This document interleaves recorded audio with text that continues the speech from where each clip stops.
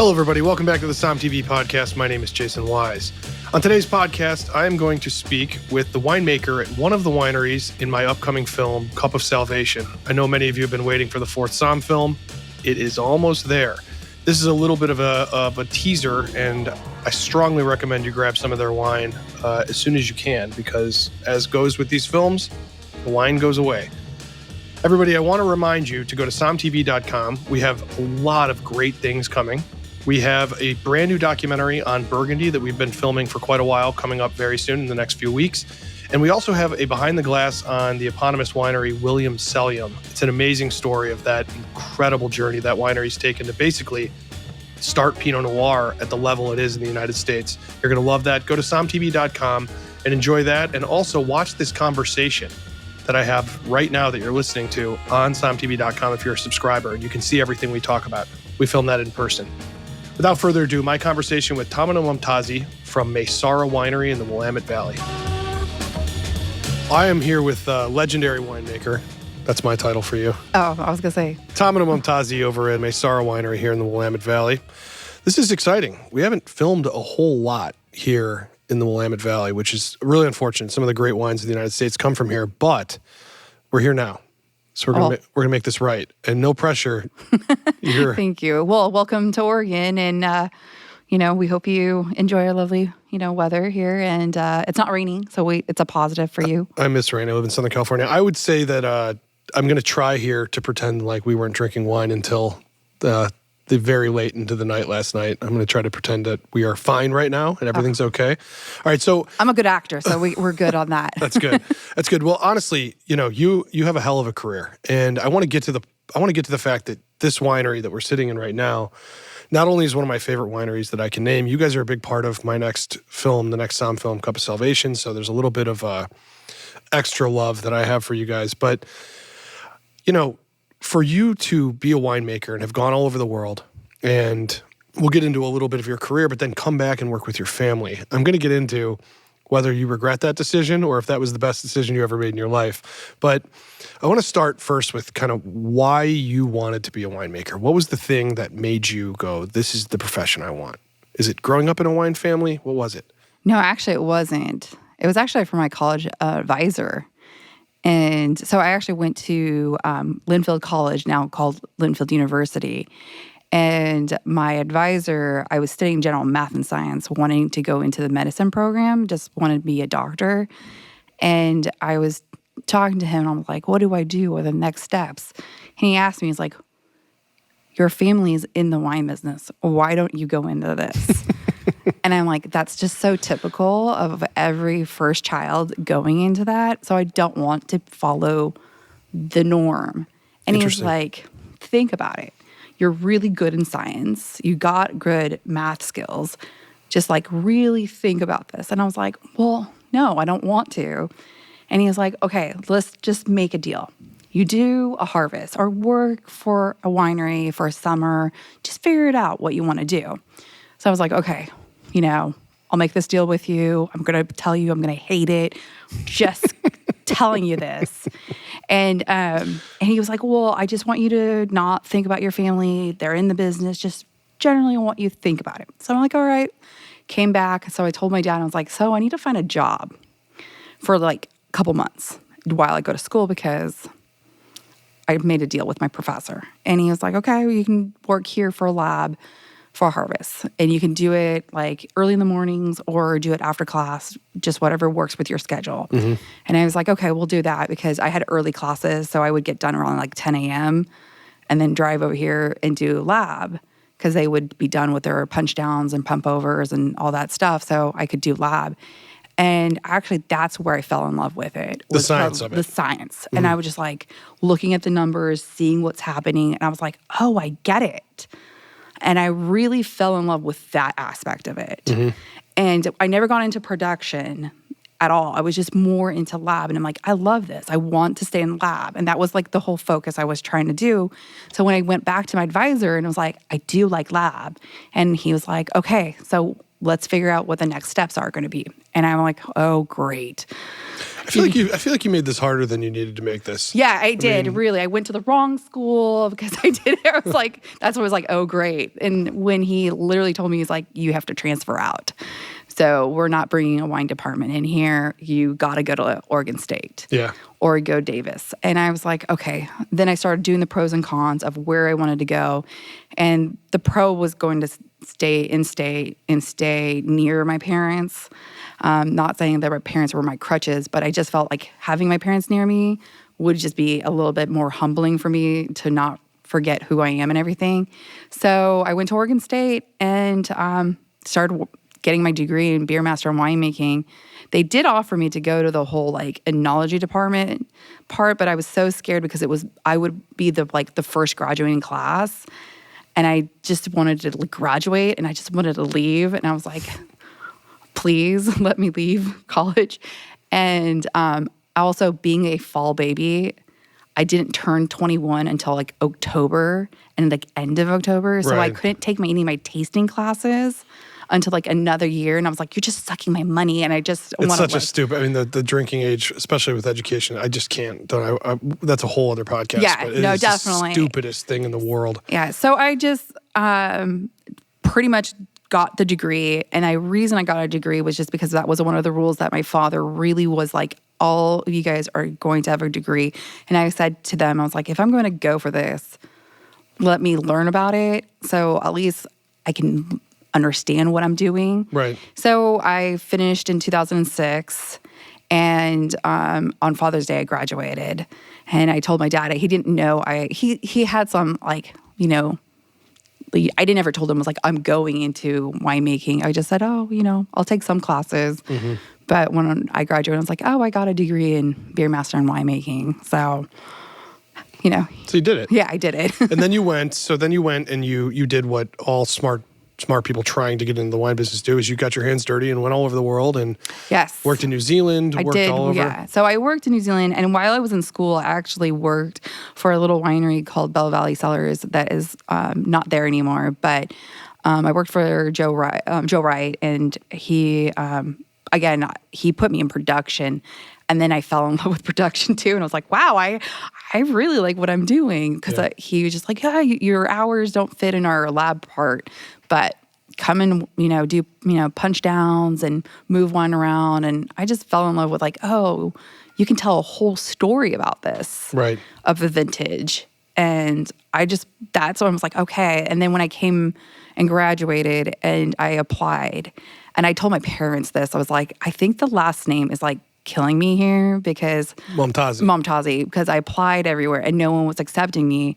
And I was like, I think they just, know that I'm like maybe just trying to steal their secrets or something. Oh, come on, because you're Persian? No, I was, Momtazi, and I would go back to my family's business. Oh, I see what you mean, right? Because the name is famous in the wine world. Like, oh, okay. I'm thinking they're like a Persian. No. Okay, so it's literally just wine success is the reason. Okay, all right. I mean, I joke about it sometimes. Equally bad, but also.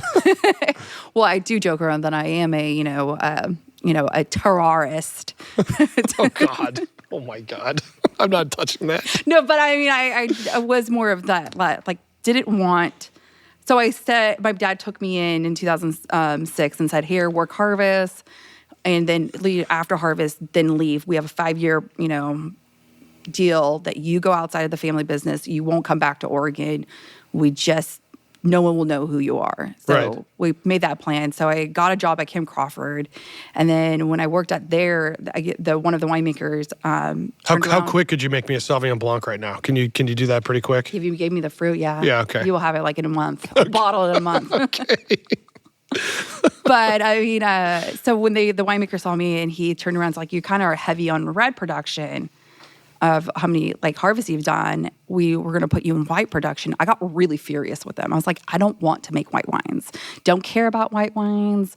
Just put me in red. I came all this way for here, just learn about your guys' styles. And they were like, no, you're going to go there. So I was bitter about it for like a couple weeks. And I actually will say I'm very grateful they did put me in white wine because Are we learning a pattern here? Yes, I know. I really am this... learning. I have a hard path. I'd like to go a different way, and then someone tells me, no, you got to go this way. This is also, you and I are both parents, and you're going to get it again from your kids. They're going to do it to you right back. This is a tricky situation. I know. My parents tell me karma's a bitch. Yeah. It's definitely well, hitting me. We are going to get to the Willamette. I mean, it's hard to overstate. This winery, if you're not watching this winery is incredible. It is an incredible structure. You guys grow some of the best fruit in the valley, and on top of it, you make some of the best wines.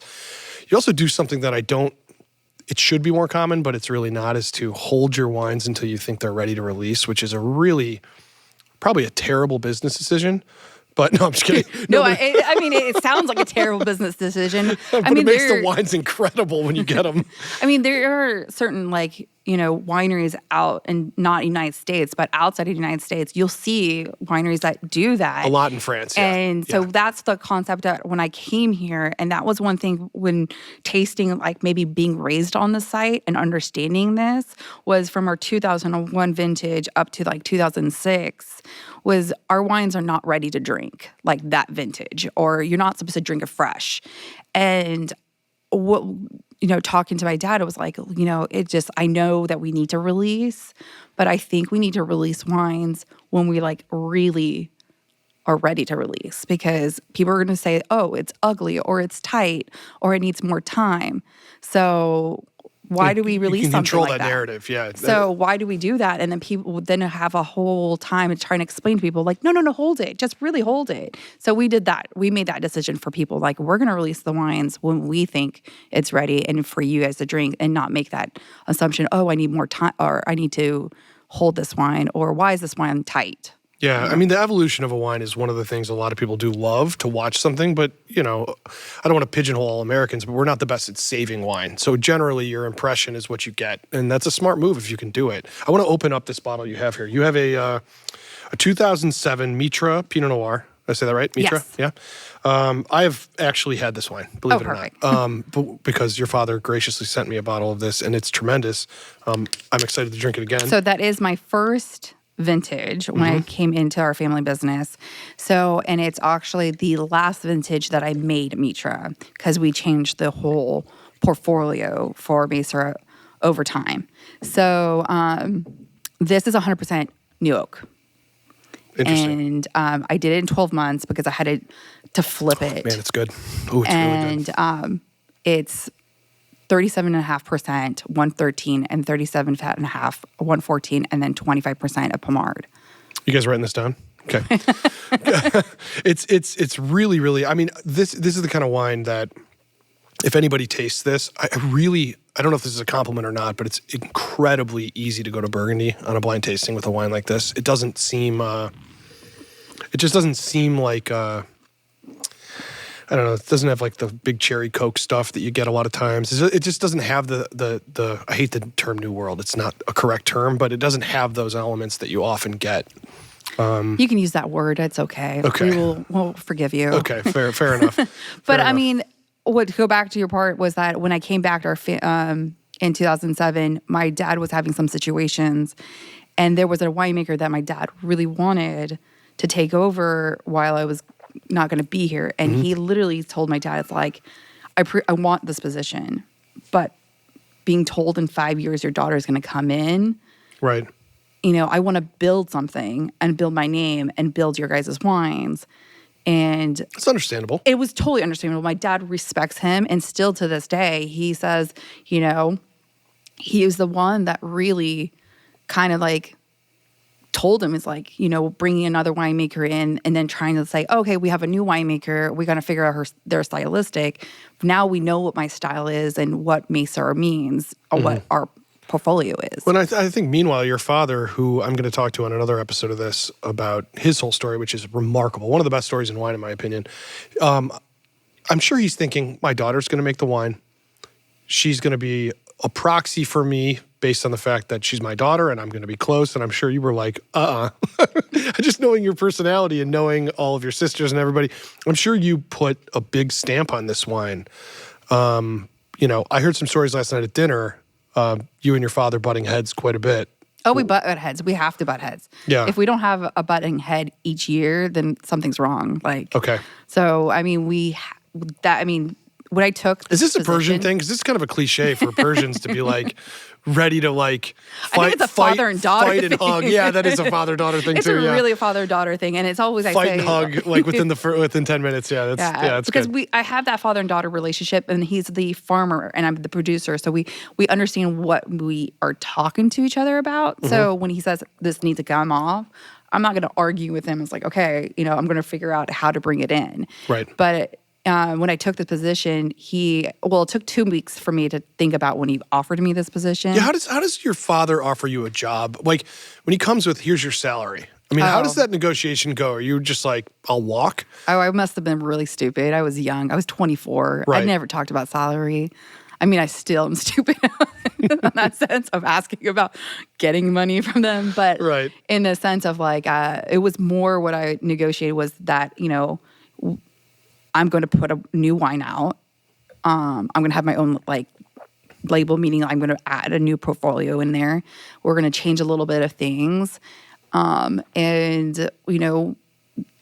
you got to trust me on this. And he turned around and says, let me think about it and let me talk to you. So for 2 weeks, he didn't talk to me for like 2 weeks. And then he comes back and he's like, okay, I want all the wines to be biodynamic.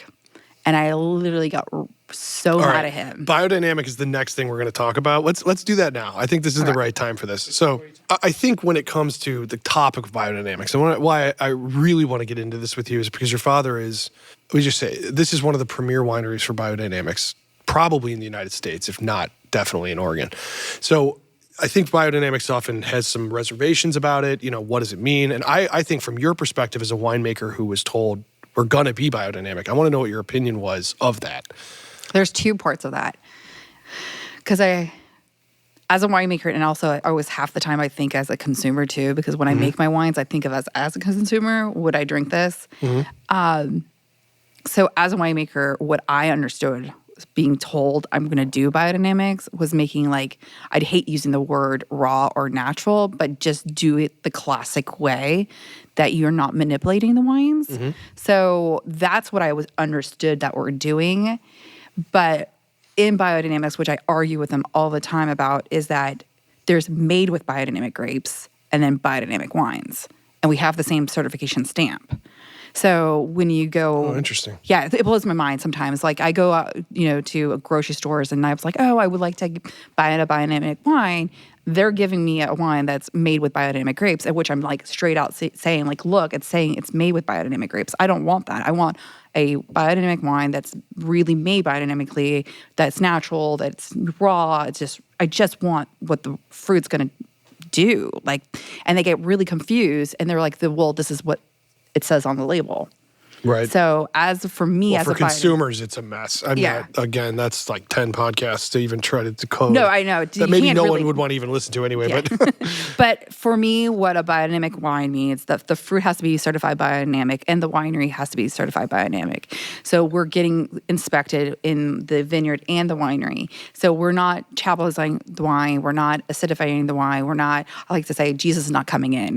We're really getting the fruit and just making it what the vintage gave Jesus was a big tartaric acid guy. I do remember that. Yeah. in Mark 3:12. Yeah. No, I just definitely what I understood was we're just going to make the wine. And then the way I also told my dad, if we're going to do this, we're going to tell the story of each vintage. We're not going to mask anything. We're not going to, put a little bit of lipstick and saying it's all good. We're going to say what this vintage is, because that's what... So if it's a tough vintage, that's going to be the wine. Yeah. Yeah. Because, I mean, I had some tough vintages. Very un-Napa of you to do that. I mean, it's un-winemaking of me, because some people think I should intervene in 2010 and 11 when Oregon didn't get warmed up during the summer. We're around in 2010, 60 to 65. And then in 2011, we didn't even get up to 63 degrees. And it was just, overcast, crappy. I was just like, wait, when is this going to get better? So you made cranberry wine. well, Mo will call it rosé, but I will say I made Pinot. That's really funny. That's really funny. I mean, when the whole process and all the extra steps, this is going to be A stupid question, but hopefully for a smart answer. Are all of these steps, I mean, right now you guys are drying probably a ton of stinging nettle down there on the floor, all of the horsetails, all this stuff. How much of that actually plays into the winemaking, what you taste, and how much of it actually plays into the process and the feeling and all of that? What is the actual outcome for the drinker? So, I mean, there's some techniques that what biodynamics does, like I wouldn't say stinging nettle, but rose hips and valerian. A very a cooler summer, we can spray valerian and rose hips, and that kind of gives more heat back to the fruit, so we can get a little bit more riper sugars. How does that work? I mean, it's science. Okay. I can't explain it. I'm really good at science and math, but I don't know how to do it. Yeah, I can't explain it. But those two components gives heat back to the plant. So it just gives them a little bit more a speeding process when your weather is 75 during the summer. So you're like, okay, I need to do this. We're not getting any 85, 80, 90 degrees weather or heat days in here. So it's very those do play a factor of biodynamics into our winemaking, because we don't want to pick 20 bricks and come in here. Right. And I mean, if we are, then we should be making rosé or champagne, or not champagne, sparkling wine. Sure. For sure. But I'm making Pinot, so I have to get a little bit riper. Yeah. So let's talk about Pinot here. Right now, I mean, it seems to me that Pinot it's beyond the king and queen of this valley. It's like everything. And if I say this completely unabated, this is something I would just say on my own with my wife. If somebody were to ask me, I want to try 5 of the great Pinots in the United States, I would put Maysara in that list. It would be absolutely the 5 I'd line up for somebody to go. Well, I'll say thank you. Well, it's true. Here's how good it can be, and here's how unique it can be, because I don't know if this is mean or not, but a lot of Pinots in every region that grows them, whether it's Santa Barbara, Sonoma, here, there's a lot that are the same. It's just a fact. It just happens that a lot of them end up being, and then that becomes this is what Oregon Pinot is like, and it's very good, but there's not a lot of distinction. You guys have a very distinct wine that is also very good, and it's very rare to have that happen, especially in 20-some, 30 years where you've been making wine, for that to be at that level yet. It's really good. That being said, do you feel trapped at all by the fact that Pinot is everything here? That, do you have to do Pinot? Do you wish you were doing other things up here? Now, I'm just curious. I mean, our region is actually really good for making Pinot. It really is. No, it's the right. So it's the right grape to grow here for sure. But I mean, if I did have an opportunity of someone wanting me to offer me some fruit, I would take some Syrah, because I actually do like to drink that myself. The kind of Northern Rhone, less heat type of thing. I would love to do that, and I think I would do something really amazing about it. We do grow Chardonnay a little bit, but it's not a lot. I've been trying to get my dad to get on the bandwagon on Chardonnay, because I know I can make a killer Chardonnay. I know we could do it. That's another varietal that I've been begging. But he's also got some Gamay after me complaining for 15 years. I'm like, Dad, we should do Gamay. And he's like, no. But he's finally planting some of that too. What's his argument against Gamay? That it's harder to sell, or that it's just... He had no interest in it. Off-brand? Really? He had no interest in it. That's the honest truth. He had no interest and didn't want to do it. And then I think he tasted some of John's wines, and he was like, damn it, this is really good. John, our producer, is producing this podcast. Yes, yeah. He literally tasted it. He's like, damn it, I was like, I've been telling you this for 16 years. I don't know why you're just catching up. We're also, my dad's it takes us a long time to get there, but he's finally getting on the bandwagon on Gamay. Yeah. But I mean, I do some interesting things here that I try to spice up my life while during harvest. Just we're not doing a typical vintage or knowing a recipe. We try to change it up a little bit. Well, it's funny too, because your father's he's had me taste some wines that are wacky in a good way. I mean, he's fermented wine with yarrow. He's done things that are really off the path of a lot of the things you guys have done. So I'm surprised that he's not all right, you want to do Trousseau? Let's try it. I mean, I'm surprised he's not doing that with Gamay or whatever else. But he likes to do a little bit. I am a father, so I also understand kind of.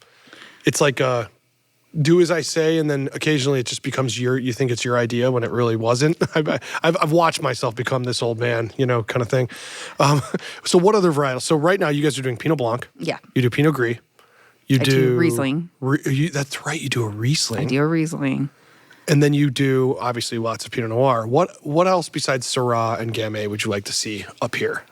For Chard, for sure. Like Chardonnay, yeah. And a lot of people are doing great Chardonnay, I mean, for a little while, I did think. For a little while, but right now, I don't know. I thought Tempranillo was the next big red fruit in Oregon. Interesting. It's a long ripening, though. Yeah, well, I thought of global warming. I was like, it's gonna happen because in 2014, 15, and 16, I was like, this has to happen. It's like it was really hot. It was really hot. I was like, I think people need to grow some Tempranillo here because it's really a great idea. But then, typical Oregon vintage did happen, and you're like, okay, maybe not. Yeah, you'd had green grapes at the end of the season. Yeah, that'd be tricky. Yeah, so in that sense, I think I would play it safe.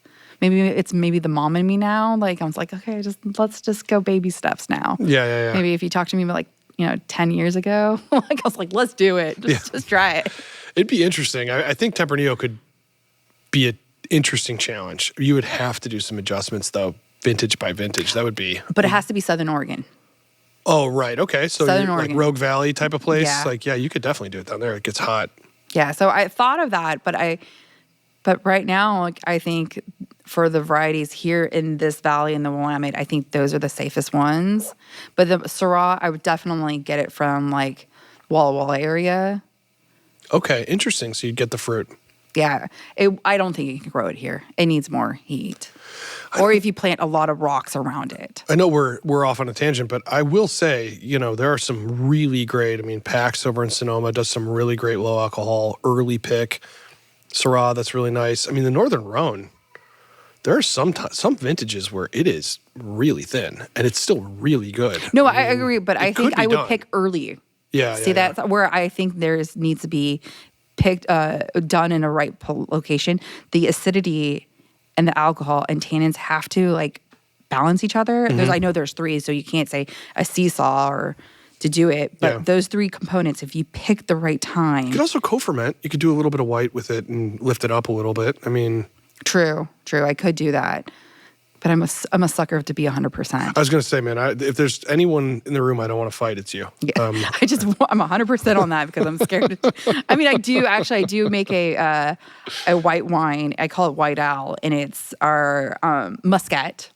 That's grown on this estate. I've actually had it. It's great. So I play with that a lot. But it's a very unexpected wine, though.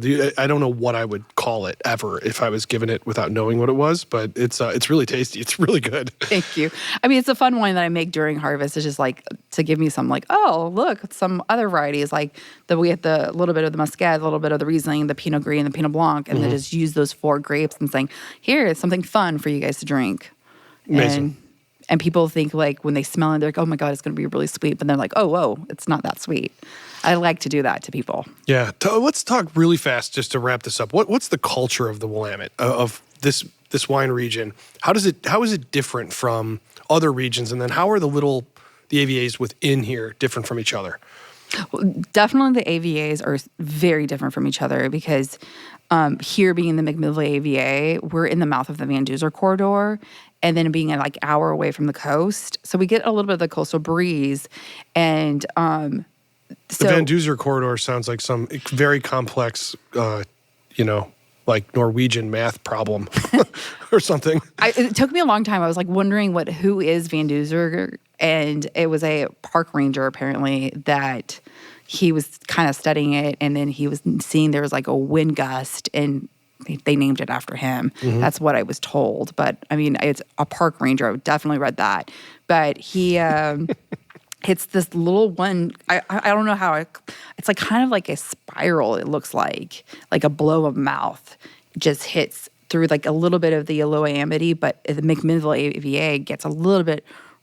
We're in the middle of the eye of the mouth of the Van Duzer. Van Duzer corridor. Yeah. So, that aspect of our grapes here. So I think that one of your things about how this area is so different is that our tannins are so strong, so we don't punch down any of our wines at all. We do a pulsar and a pump over.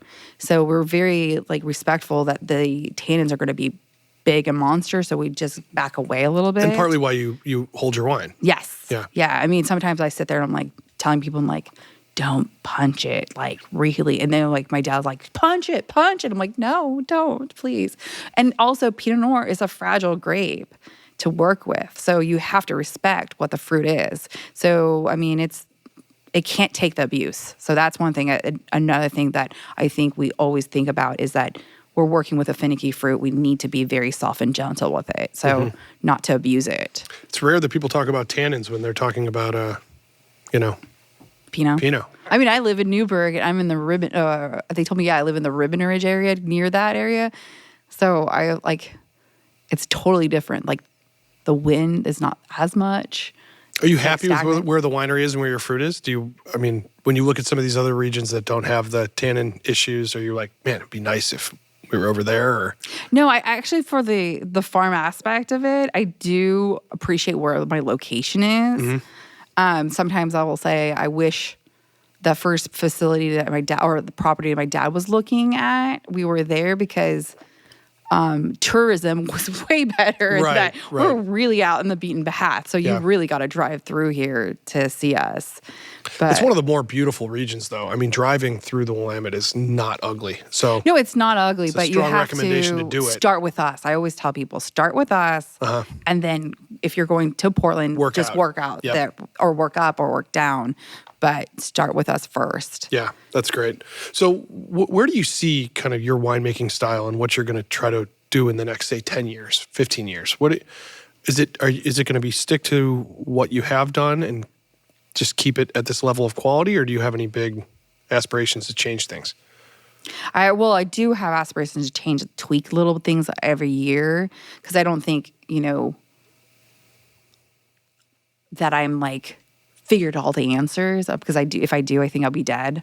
Because then then I figured everything. What else do you have to live for? Yeah. So to answer your question, I think tweaking things or understanding certain things. I'll be honest about this. Like I said, everyone knows this. I will say I'm not a good whole cluster winemaker. I don't think I'm a great whole cluster winemaker. I mean, my dad pushes me on that, and so that's maybe an aspiration to become a better whole cluster Pinot winemaker. Are we allowed to talk about this whole cluster story from when you first started? Oh, yeah, you could talk about it. My dad will tell you a different story. So here's what I was told last night at dinner. I was told that he did carbonic whole cluster, and you dumped the entire... I did. You dumped the entire vintage. So you were... It was like 3 barrels. Oh, okay. It was only that much. From what I understand... The wine is in tank or barrel, and you hated it. It wasn't working, and you dumped it all. And your father was very pissed off. This is my understanding. Yeah, Is this really what? So the story, yes. I mean, that's some gall for you to just go, we're not going to see this at the end. I'm just going to dump it. No, it was really bad. Set it up. Set this up for me better. So we did a whole cluster, 100% whole cluster wine, and this was like 2008. Vintage. And you're brand new. This is like your second year, right? Though it was my very first vintage. Okay. Because 2009 was my second, and then I really did it. I just wasn't happy with it. And I was tasting it, and then I was like, something's really wrong with this wine. Because when I was tasting it, the color was losing. So I've never seen wine like it was granite color, and it turned to like pale. Like it would turn like this like really, really light color. And I was like, what the hell happened? And then I was tasting it, and I was like, this does not taste good. I gave the sample to my dad. I will say that. I did give it to him, and I said, hey, taste this. And he is like, oh, this is not good. I'm like, oh, yeah, it's not good.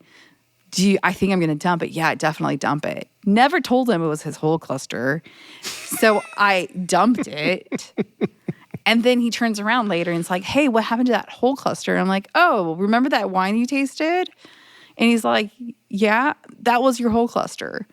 And he's like, you dumped it? And I was like, yeah. And I did get cussed out. But if I wasn't his daughter, if it was another like Probably gotten fired. yeah, well, not fired. They would be pissed at my dad cussing them out. But I literally did. I mean, to this day, I stand behind my words. That wine was horrible. I am scared of it. I still have nightmares of that wine being in my cellar. Maybe, there's a ghost hunting me down, like saying, like, hey, I'm going to fuck with you here. Yeah, like, your dad didn't talk to you for a while after this, right? I mean, he didn't talk to me. And then the next harvest came. He's like, I'm watching you. And I was like, okay. I did make it. I did a whole cluster. But we made a deal. I will do 100% whole cluster. And we will do a 50% whole cluster. Mm-hmm. And see, vice versa, how they look like by side. And he was like, fine, but amazing. I'm not you're not dumping this. But I didn't dump it. So 2009 was our very, very first vintage that I did 100%, did it. I committed. We bottled it. We have some. But yes. But I got a little bit smarter on the labeling on aspect of it because they both were called Al. And one was called Al 100 and Al 50. And everyone got confused. So now it's like the 50% is the Al, and then the 100% is called Mahtab. So no one's confused. Oh my God, this is just amazing. I think you are your father's daughter. Oh, I definitely am. I have his personality. I'm quiet in the sense, and I do my things, and then later like announce it. I'm like, oh, I did this, by the way. And that's half of the things I do in here.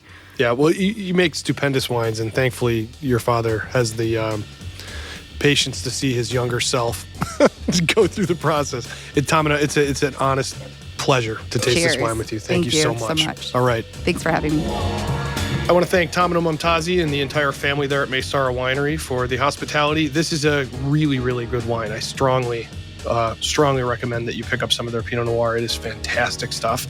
And look for them in our upcoming film, Cup of Salvation. You won't believe why they're in this movie.